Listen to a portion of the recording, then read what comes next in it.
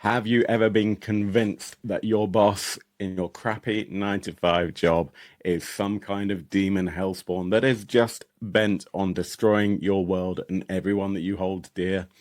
That may well be the case if you happen to exist in Shiver Corporate, which is the expansion for the Shiver role-playing game currently funding on BackerKit. So join me and join Adam Holloway from Parable Games as we talk about this amazing role-playing game, this expansion. So with Devious Dungeons, Foreboding Forests, and the coolest cats, my name's Phil. Please hit like and subscribe and comment, and welcome back to the Dark Orb.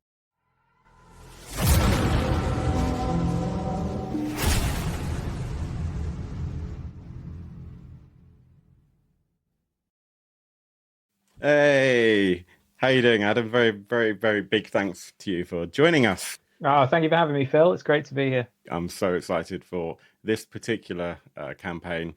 Shiver's not a system that we've really covered in a lot of detail, although I'm pretty sure we've covered it before as each project has hit Kickstarter and obviously now BackerKit. So really cool to actually finally sit down with you guys for some awesome independent role playing, which is right from the heart of the UK originally, right? So Shiver Yeah, is it's doing really well. It's been going for a while now. yeah. The core game, I want to say, and I'm probably wrong, came out in 2022. It Yeah. was a pandemic production, I think, for Charlie and his brother Barney, the Menzies, who are kind of the original two founders of the company. Drafted on with Ben Alexander, the wonderful artist who makes it what it is. But the original game came out then, and then the Gothic expansion came out the next year, Yes. and then it Yeah. was Slasher and Blockbuster, the double feature at either end of the horror spectrum. And now, in this year, there's the wonderful Blockbuster starter set that we love because we needed dinosaurs. Basically, we needed Everyone dinosaurs. We needs needed dinosaurs. 100%. And then we this year has been two crowdfunding campaigns. I think maybe Classified might have been last year. It's all blurred together. But we did a Secret Yeah. Agent book back to back, and now Shiver Corporate, which is the reason I'm sitting here today. Not the only reason, I'm sure. But so we've talked about it previously on the show, but we are all about dark fantasy and horror narrative role-playing games. We do play other things. We love to have some fun. We love to get silly. We play things like Dungeon Crawl Classics. We've played things like Cult. And so I've always had this little inkling that Shiver would be right up our proverbial alley. But tell me how wrong I am. So Shiver was born out of a love for the horror genre, and we use the language of horror movies specifically to set up everything in Shiver. So our game master is a director. If you've never played a role-playing game, if you've never played a game beyond Snakes and Ladders, Charlie really wanted a system where everyone's seen a movie. So we'll teach you the 3-act structure. We'll teach you how to make something scary, and we'll teach you how to present it to your friends. Yeah. And that is at its core. Shiver is this collaborative storytelling game. Now that can have action elements. It can have very intense horror elements. It can be slapstick comedical. It can be metatextual. We've seen all kind of things come from it, but it's such a wonderful, flexible core system that at its core really is just a love of all things spooky and scary. Amazing, amazing. So it really is. It's taking that everything that we love at the Dark Orb, that kind of dark fantasy, horror. But of course, the thing with Shiver we touched on just a couple of minutes ago is that you're pretty much covering all of the bases. So small plug, for example, this year we're doing Orbtoberfest, which is our little annual micro convention, actually in Nottingham. And this year we had a vote for our artwork for the event. Orbtoberfest 3, and B movies came up as the winner. So hence this specific set, Blockbuster, which has got dinosaurs and other kind of things that you might find on the Sci-Fi channel, if that still exists. Just felt like a perfect prize which you could win in the raffle at Orbtoberfest. It does feel like Shiver is pretty much covering every base, or trying to cover every base that you could possibly think of, which is really fun. Absolutely. And I think Blockbuster was the one where he really showed off how varied the system was. So the first two projects I ever did with the company were Slasher and Blockbuster. I did the adventures. Charlie did the mechanics. Yeah. And Blockbuster, the starter set is dinosaurs, giant insects, theme park. It's that kind of action-orientated movie adventure that you would probably get away with in the 80s as saying is a family-friendly film, but maybe not now. The core book for Blockbuster, which is an expansion for the base rule set, has adventures that are, there's a very classic fantasy adventure in there, which is my love/hate letter to Harry Potter, D&D, Lord of the Rings. And you have a sci-fi adventure in there, which is Guardians of the Galaxy mixed with Indiana Jones. You have Awesome. Honey, I Shrunk the Kids smashed with Small Soldiers. There's a real love of different cinema in there and different stories that you can kind of adapt the core system to. Because I was coming to this as a fan of the system, and it kind of spiraled from there. And now this is, I'm the Matthew McConaughey of indie RPGs. I was driving the Shiver before they paid me to do it. I mean, that's the way it should be, to be fair. I mean, we all want to aspire to be doing things that we love for work. And unfortunately, for some people who are stuck in the 9 to 5 with their demon boss, this doesn't always pan out. So, yeah, I feel like this is a great opportunity for us to segue seamlessly into Shiver Corporate. Yeah, so, I mean, we didn't rehearse it. No, we didn't. We've been really slapdash on this. I've been really slapdash on this. Oh, this is great. This is great, honestly. No, Shiver Corporate is a slice of corporate horror, which just so you know, like when we first were doing the boring sales outreach of this, I wrote the tagline, a horror comedy in the workplace. And Matthew Vaughan, no relation to the other one, he one of our brilliant team members, he said, well, you just need to put horror in the workplace, because he's like, I get comedy from that straight away. And so it's a book with it's got a very strong tone and sense of identity, but ultimately it is this thing that everyone can relate to, a terrible job, an unappreciative company, and the awful world of consumer capitalism that we all love to be a part of. And it's that, but dialed up to 11.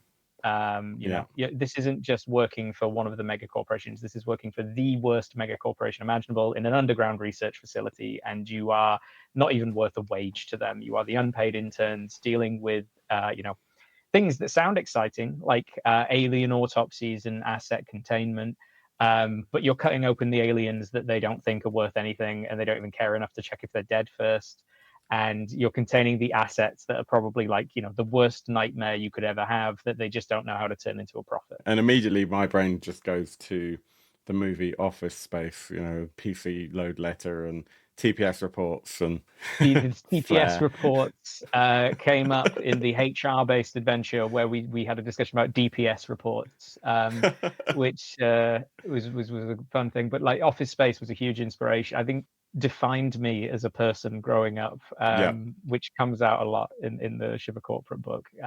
Someone else has mentioned Severance, the new series, which was really interesting to see. And Charlie, creator of Shiver, he said to me, he's like, do you remember the 2006 Severance film with Danny Dyer, which is a British office team sent on a work holiday where they're mercilessly killed one by one. Yeah, straight to DVD classic. And Charlie was like, that's the vibe you have here. It's like the world's worst team bonding. And so that's why on our corporate page it says like inspired by Severance and Severance. But there's so many wonderful things that we kind of looked at. Portal as well in the world of video games, Half-Life. To the world of RPGs, we've had people have mentioned Paranoia, and the world of STP and Delta Green and all their wonderful things. And it's been nice to be in the same category, if you know what I mean, and have those kind of comparisons drawn. And I guess it's where it's different is that, and I guess where if you have the time and the inspiration, you could actually blend the two together, because something like Delta Green, you're on the outside looking in, whereas here you're kind of stuck on the inside trying to just have the least bad life you possibly can, right? yeah, basically. Which is like many 9 to 5 jobs, to be fair.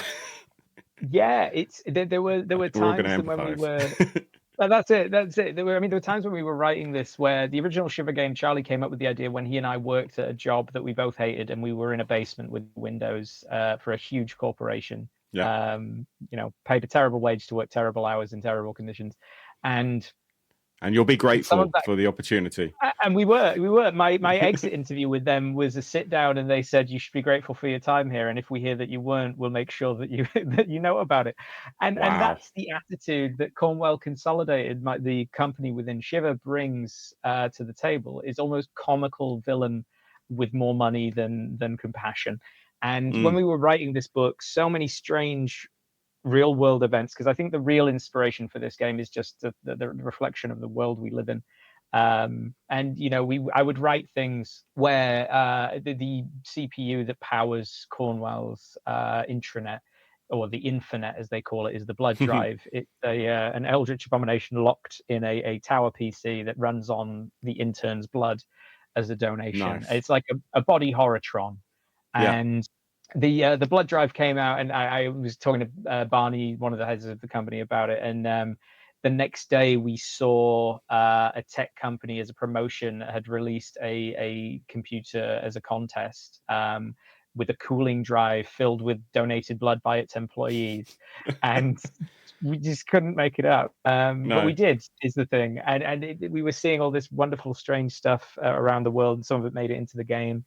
Yeah. And some of it was the game leaking out into the world, I'm sure. But there's a lot of therapy to be found in it, I think.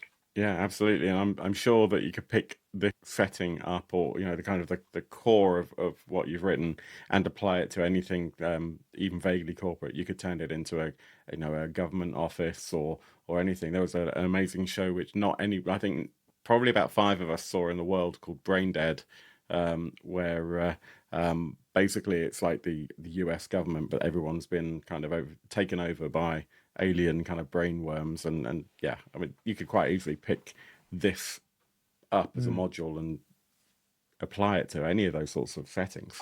Absolutely, Very exciting. absolutely. Very exciting. What can you tell me about the system for Shiver?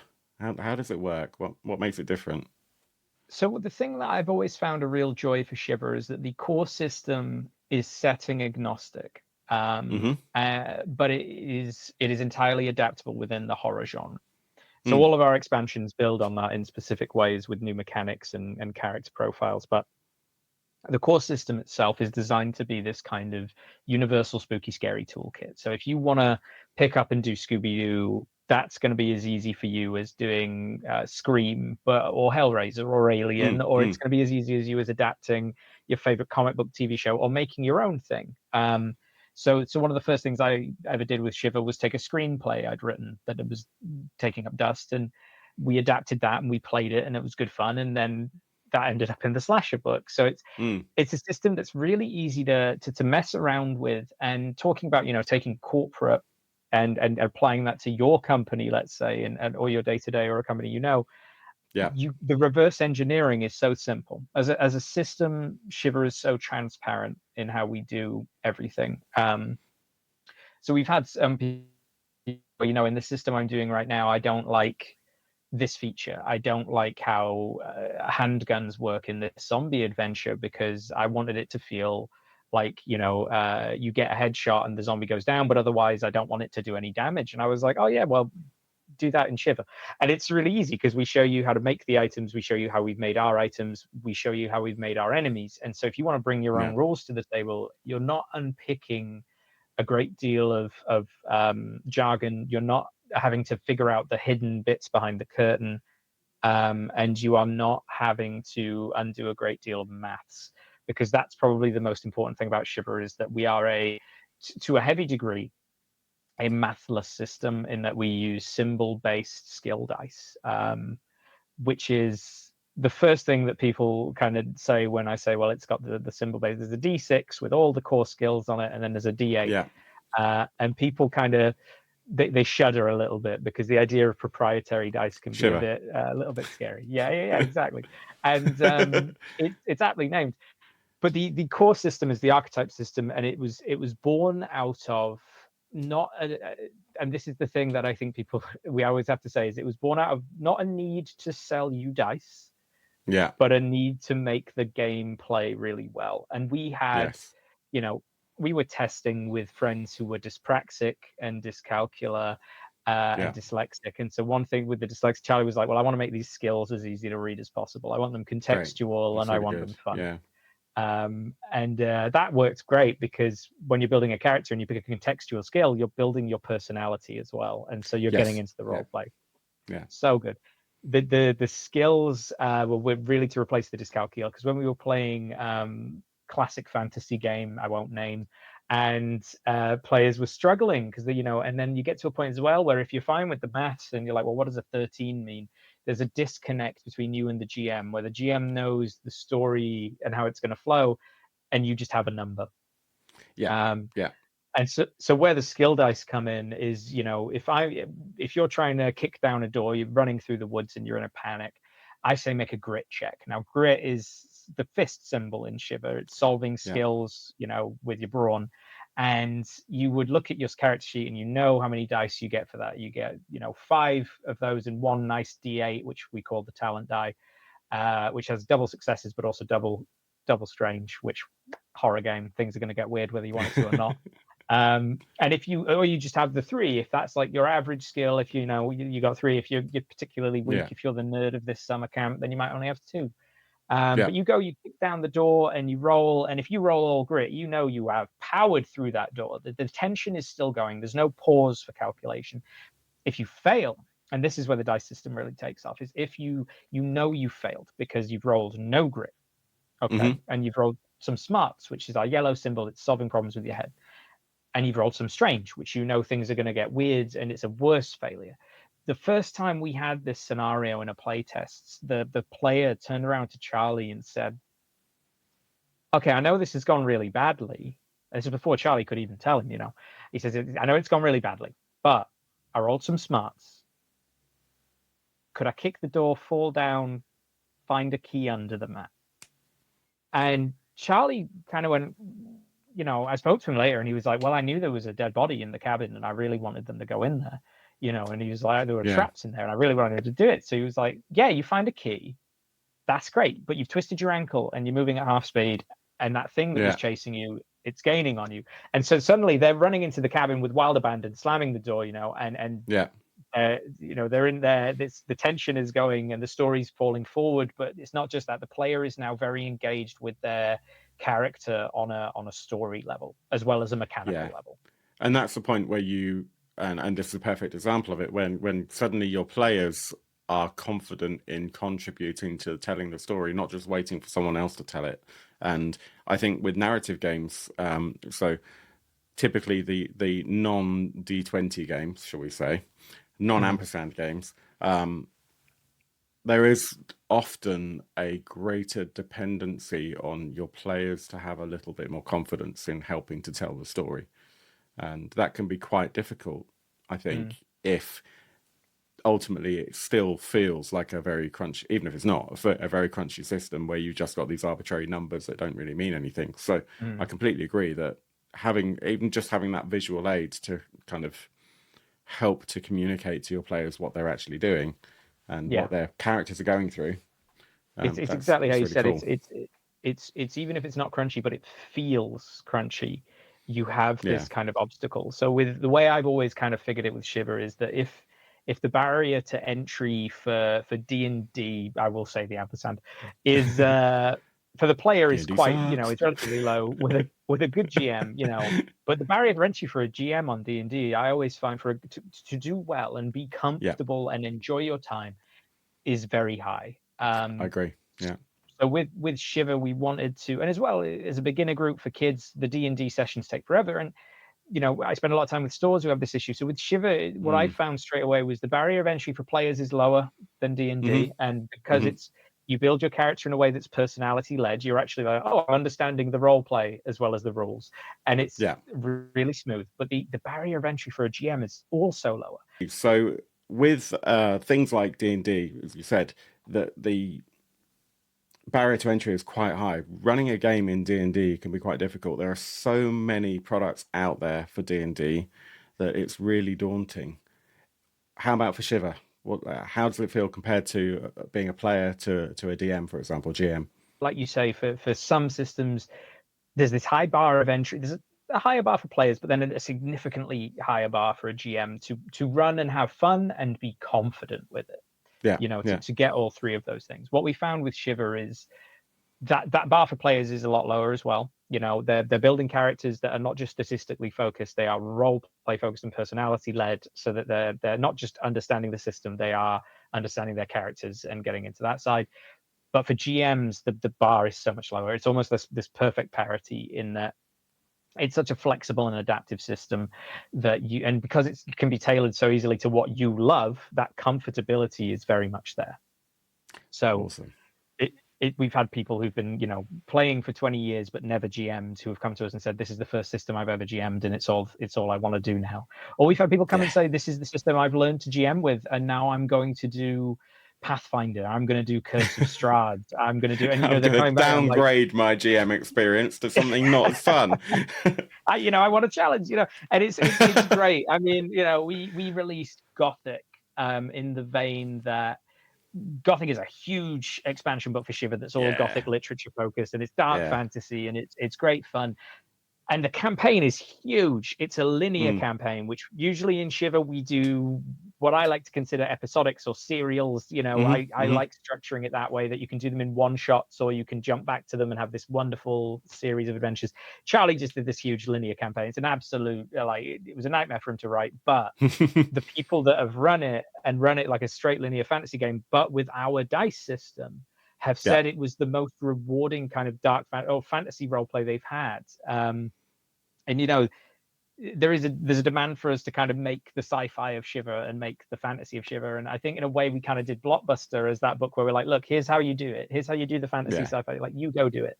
Because again, that barrier for entry is so low. We want you to make your own things. We're not demanding that you buy what we make. What we're saying is we've made something that we're passionate about, that we love, that we think you'll really enjoy, and we've spent way too much time working on, and we've saved you that time. Take this as the shortcut to what you want to do. That's it. It's such a joy to have a system that is community. It's so open to the community. Yeah.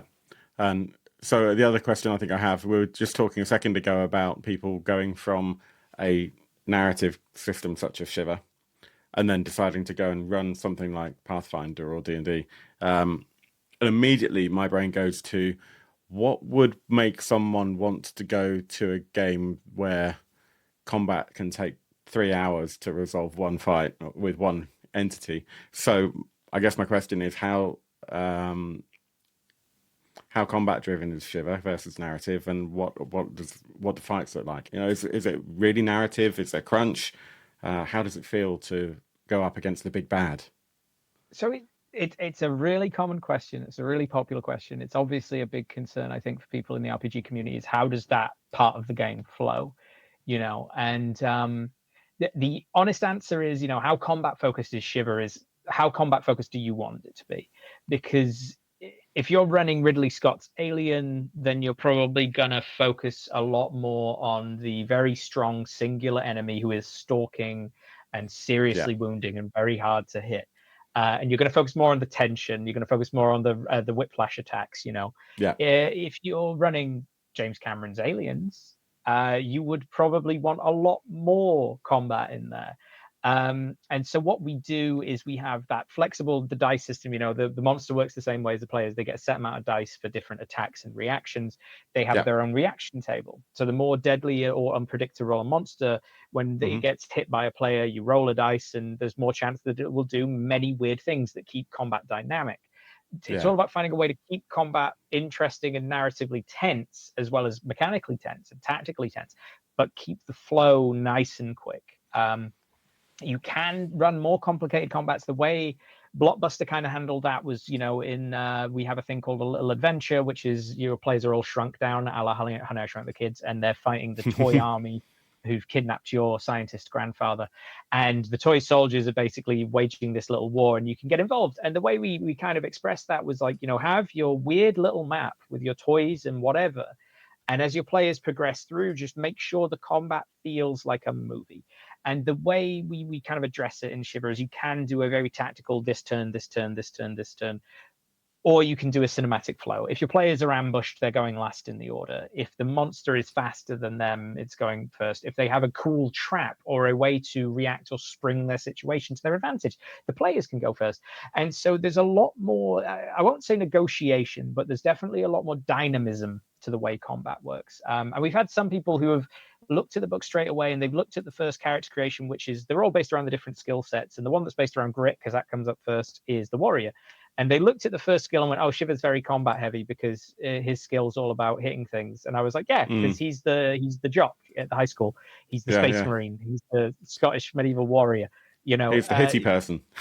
He's the hitty person. Go to the scholar, who's all about hearts, and look at their first skill when it's about having a companion and how you can kind of throw them into the line of fire when you're getting chased by something bigger than you. And so there's so much variation in there. And then I always say to people, if you don't want to run combat in this horror adventure, if you want it to feel like the original Alone in the Dark, or if you want it to feel like Amnesia, The Dark Descent, you can absolutely do that and run a more fear-focused chase puzzle game. If you want to do Resident Evil, the original, and have a nice balance between all those things and make combat feel really impactful, great. Is soup up the zombie that we offer you in the core rulebook and do it that way. Have them revive when your players leave a room. And you know, if you want to do modern Resident Evil, then just pile the action on, because it will. The more comfortable you get with the system, all the tools are there to make it flow as quickly as you need it to. Amazing, and clearly, it's not been the system and the game haven't been designed with a specific answer in mind. Then it really has been designed to enable the storytelling individual, so the games master, to actually tell the story they want to tell and bring whatever emotions to the table that they're looking for. That's awesome. I mean, Shiver, you are the director, so you are picking the direction of the story, and your players are the actors, and they are going to shape that story, but you are the one who's going to steer them around, you know.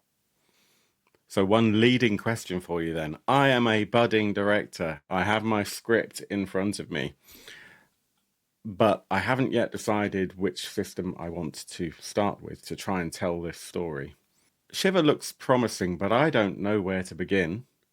Which of the many starter sets would you, Adam, say is the best route, or which is my best entry point into Shiver? Given that I've got a little bit of time and I can probably wait for corporate to arrive. So that's leading question. So I mean, obviously, I will say we have a core rulebook. We have 2 wonderful starter sets. But if you were very set on jumping into Shiver now, and you feel like, okay, there's a few expansions, there's the start, like what is good for me? If you were to jump on with corporate is a great way into the system because it is very tone adaptable. It has elements of a dark humor to it that you could amp up or take down. It has a lot of very horrible and horrific monsters and events and scenarios in there that really capture that horror element, you know, and it's very flexible on a scale between the two. But it's also very relatable because we've all had terrible jobs, or we've all lived in fear of having terrible jobs, and we've all had managers who, you know, definitely were out to kill us in one way or another. And the other thing I designed, really hoping to pull people in who are afraid of character death, because that always comes up when people are like, well, I love my character, why would I put them in such a horror scenario? You know, at Cornwell Consolidated, our corporate nightmare, they're just going to clone you as soon as you drop dead. And, you know, your clones come back, and they might be, you know, have 2 left hands, they might have tentacles instead of feet. Cloning doesn't work quite right yet, right? So it's not for the executives, it's for the interns, you know. So it's the imperfect cloning system full of genetic whoopsies, but corporate is it was described to one of our early players as a safe way. They came back to us and said it felt like a safe way to bring horror to their tabletop. Nice. And that was great. And so I would say if you wanted to get into it right now, grab a starter set, go to Orbtober and try and win the blockbuster starter set and get some dinosaurs. Yes, come to Orbtoberfest, October the 4th, in the heart of Nottingham. Orbtoberfest.com for tickets that will go on sale very soon. We also have a couple of spaces left for GMs, so it's going to be 30 or so people in a pub having a couple of beers, playing narrative role-playing games. There is no D&D, no 5e, no Pathfinder. This is purely about telling an amazing story and not getting stuck in a fight, not even a bar fight. Yes, and win the starter set for Shiver, blockbuster starter set. Here, win it That's from it. my hands. So if you want it now, absolutely, that's the way in. You should do that anyway, absolutely, and check out the corporate campaign, which is currently ongoing. Not to date your video in any way. Yeah, no, absolutely. You know, this is absolutely live for the next 19 days. 20 days. Well, let's have a quick look. So there is a lot of information on this campaign. So yes, we have been very thorough for people who have never heard of Shiver before, or who are familiar with Shiver but don't know what the corporate range is. So Safety Squirrel there is our terrible mascot for a terrible company. And absolutely malicious and horrible design. Love him to pieces. And we introduced the whole thing, but you can also get, I think one of the pledge levels is a starter pack, which is not the starter set, but it gets you the core rule book. There it is. Yeah. The new starter gets you the core rule book. It gets you the corporate expansion in both PDF or digital format, or PDF and digital format, I should say. And you get a set of dice as well. So you're pretty much just off to the races. And if you are worried about the dice, roll them for free on our website. You can get the symbols on our Open Games license, put them in Roll20 DD dice, or you can use a conversion table in the core rule book, which tells you how to use a D6 and a D8. So it's all nice and easy. Yeah. We're also launching our first novel with this. So if you're like, maybe Shiver's not for me, but I do want to dabble, Termination Notice is for some reason I signed on to write an RPG book and a novel. But it's the corporate horror comedy that you didn't know you needed in your life. There's a free chapter that you can grab on there, and there's a free quick start for Shiver as well. So a corporate adventure in the supply offices of hell. So you can dive on in and see how that feels. And I do love the fact there's quite a lot of merchandise as well. It's like your induction pack for coming to work at Cornwell Consolidated, and certainly the pledge levels. We talk about pledge levels a lot on the Dark Orb, and there is something known as the fill level for when I'm feeling particularly flushed and get the everything. And so the fill level here, which is 299 Earth pounds, you do get basically that entire induction pack plus the book, which is really cool. And you get so the difference between that and the tier above is that you get to design a corporate monster with me to be featured in our card pack. So you get to kind of leave your mark on the Shiver universe. I see, that's to design your own card. So you actually get to contribute. Okay, so otherwise it's £99 for the induction pack. I see. £99 gets you all new stuff. Yeah. Makes you feel like you work there. Everything except the polo. That's amazing. It's great. We ran an epic event at UK Games Expo. We had the lanyards, we had the lab coats, and we had players who came up to us in the lunch break, and we dropped the fake Cornwell sinister attitude, and they were like, "Are you guys like a professional drama company?" And I was like, "We're not being paid for this. This is promotion. No. We're paying to be here." That's incredible. That is incredible. So let's just have a quick run through the pledge levels. I'd love to run through everything that's on this campaign, but there's so much. But pledge levels you are looking at, so the just that corporate core book, you're looking at £15 for the PDF and £35 for the print. I always have a little bit to say about that, which is I get really annoyed when people underprice PDFs. So I know a lot of people go, "Oh, that's a lot of money for PDF." No, it's not, because most of the production cost is actually the R&D, the design, the paying someone for it a year or something to write this thing. Printing it is not really that expensive compared to everything else. So really you tend to, up to a point, in my opinion, you tend to be taking quite a hit with your kind of digital products compared to physical. So I think 15 is actually a very good price. 35 quid, in the day and age of companies like Monty Cook, and I really shill for Monty Cook. I think they're great. Charging, £50 for a book. 35 is pretty competitive right now. And unlike some books mentioning no name, but single typographical symbols could be kind of representative of those books, they tend to fall apart. So having seen your production quality, that's not going to happen. I think they're great. 70 quid gets you the core book and the corporate guide. which is great in And the physical, dice, yeah. and the dice, which are lovely. Yeah. Internship, you don't get the dice with that, but you get the No, cards. you get the dice bag, you get the new dice bag, you get the 2 decks of cards. There's a deck of cards which is all about helping you guide your own adventure. It's got 10 adventure prompts you can pick from, and then you deal out puzzles and combats as you go along, and you can flesh out your adventures. And the other one is a reference pack of cards. It's tarot size. Yeah. It's got all the corporate monsters on it. It's a real, Nice. really fun one to get into. And I love, as a GM, I love having cards with the stats that I need, because it just makes it so much easier. When you're planning your game, you can just get the cards you need, get them out in the order you think you're going to use them, put them to one side, and then when you're actually running the game, you don't have to keep going back and forth in the core books to try and remember all the stats, and you don't have to transcribe everything. So it's a really great balance, and I'm a huge fan. It doesn't always work so well when you're playing online, but it still helps.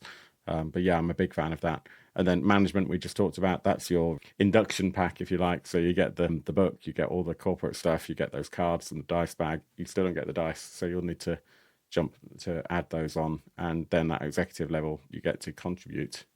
And then, of course, for someone like me who really doesn't have any Shiver products at all, you've got the £400, $530 at current exchange rate. Goodness knows how long that's going to last. Yeah, a bit of everything, which is amazing. And actually, it's a very good price.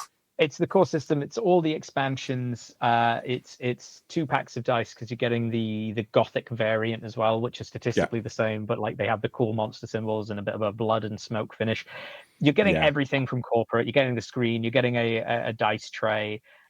We had a huge debate in-house about whether or not we should put a starter set in there, and we were like, no, because it pushes the price up, and we're like, people will not want to, if they want to do that, they can buy it after. Keep it as much as we can for as little as we can, and that's kind of where we got there. Yeah, and then you've got the digital all-in as well, which, so if you're someone like me who just has no space left on their bookcase, admittedly, the Lego kind of if you don't want the company stress ball, but you do want a digital copy of their weird welcome guide, which is one of those 3 little supplements there floating above the lanyard, you could get them in the digital version, basically. Yeah, and I think that's great, and that's £200. Yes, it's a lot of money, but you're getting a hell of a lot of reading for that. I mean, that's going to keep you going for, a few days. That's amazing. And then we've got stretch goals. It's doing pretty well already, as it's been funding for a few days now. So new infections, new enemies, corporate sticker pack, mutable mumps. So these are additional baddies in the asset management.